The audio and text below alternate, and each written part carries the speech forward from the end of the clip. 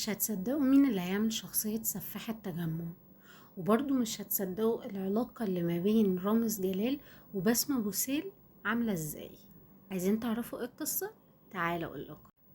طبعا اغلبنا سمع عن قصة سفاح التجمع والجرائم اللي هو عملها كتير والحاجات المريبة اللي في القصة دي، لكن لما تتحول القصة دي لمسلسل، يا ترى مين اللي ممكن يعمل الشخصية دي؟ فكروا كده شوية. فكرتوا؟ اللي هيعمل الشخصية دي هو الفنان الشاب عصام عمر. طبعا احنا عصام عمر بنشوفه على طول بأدوار كوميدية زي بالطو وزي نص الشعب اسمه محمد وفيلم سيكو سيكو والحاجات اللي هي بنضحك عليها دي. لكن لما عصام عمر يعمل شخصية سفاح التجمع، متخيلين شكله هيبقى عامل ازاي؟ يعني كتير مننا مش بيحس ان هو هيبقى شخصية سايكو او كده، لكن انا اتوقع ان ده هيبقى تحدي كبير قوي ليه. عصام خلاص مضى على المسلسل اللي هو مكون من 8 حلقات وهيتعرض على منصة شاهد. دلوقتي بيتم اختيار باقي الأبطال اللي هتشارك في المسلسل.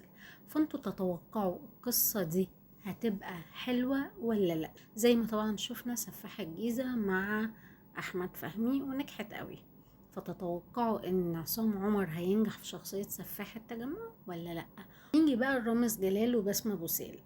طبعا احنا عارفين ان بسمة بوسيل هتخوض اول تجاربها التمثيلية في فيلم مع رامز جلال، وانا عرفت من مصادري القصة بتدور حوالين الطفل ده اخد حقنة، والحقنة دي خلته راجل، بس هو راجل كجسم راجل، لكن العقل عقل طفل صغير.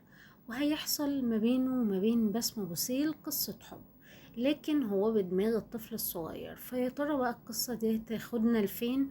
فأنا حاساها شبه شوية فيلم ثانية واحدة اللي عملته دينا الشربيني ومصطفى خاطر، بس الله أعلم برضو القصة هتمشي معانا لفين. وانتوا تتوقعوا بقى تجربة التمثيل مع بسمة بوسيل هتنجح ولا لأ؟